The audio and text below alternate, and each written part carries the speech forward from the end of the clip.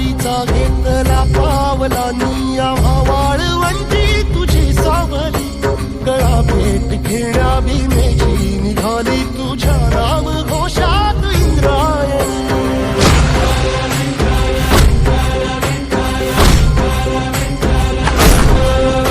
भिडे आसमंती ध्वजा वैष्णवांची उभी पंढरी आज नादावली तुझे नाव ओठी तुझे रूप ध्यानी जीवाला तुझी आस गा लागली जरी बाप साऱ्या जगाचा परी